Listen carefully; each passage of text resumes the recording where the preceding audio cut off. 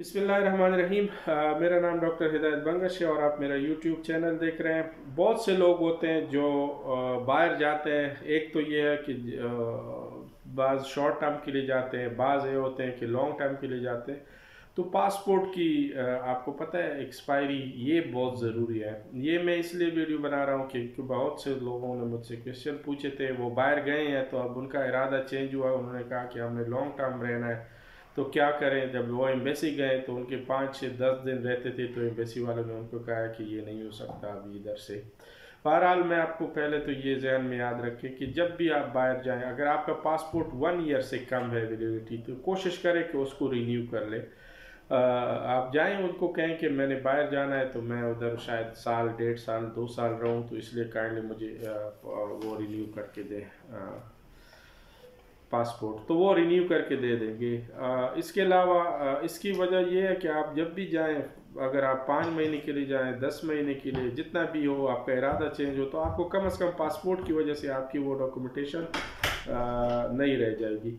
क्योंकि बहुत से लोग होते हैं वो जाते हैं, उनकी वैलिडिटी, अब एक बंदा था, उसका जिन एक केस था, तो उन्होंने मुझे बताया कि मेरा पासपोर्ट 3 महीने का रहता है, तो उसके पास 10 दिन थे। तो मैंने उनको वही गाइड किया कि भाई आप एम्बेसी चले जाओ। जब एम्बेसी गए तो उन्होंने कहा कि आपको कम से कम डायरेक्ट आना चाहिए था। अगर डायरेक्ट आते तो विद इन 21 डेज आपका पासपोर्ट यहाँ पे डिलीवर हो जाता। बहरहाल आपका टाइम कम है तो इसमें रिन्यूअल नहीं होता। तो वो उसको वही है कि वो उसका जब इरादा था तो 1 महीने का था, लेकिन फिर बाद में उसने कोई लेंथी वो कर लिया, तो वो अब वहाँ पे रह नहीं सकता। वापस जाएगा तो उसको वही 2-3 लाख रुपए उसके और लगेंगे, तो वापस फिर आएगा। तो इस तरह की चीज़ें होती है कि मतलब अगर आपने वो करना है लॉन्ग टर्म के लिए या शॉर्ट टर्म के लिए कहीं जाना है, तो कोशिश करें कि कम से कम 1 ईयर से अबव हो आपकी पासपोर्ट की वैलिडिटी।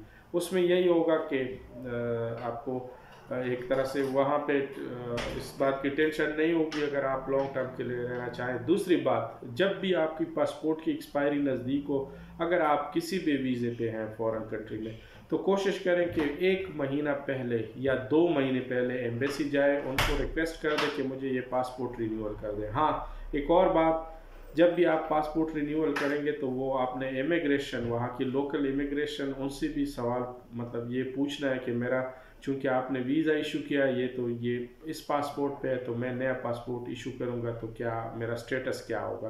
बहरहाल बाकी यही होता है कि जब भी एम्बेसी या जो भी है आपको पासपोर्ट इशू करते हैं, अगर ओल्ड पासपोर्ट पे आपका वीज़ा है तो वो आगे में स्टेम्प लगाते हैं कि इस पे वीज़ा है, ये नंबर है। तो बहरहाल ये चीज़ें पहले से नोट कर लें और एडवांस में कोशिश करें कि पासपोर्ट की वैलिडिटी आपकी ज़्यादा हो। बाकी भी अगर आपकी कोई क्वेश्चन हो इस मुतालिक तो आप मुझसे पूछ सकते हैं। Thank you. अल्लाह हाफिज़।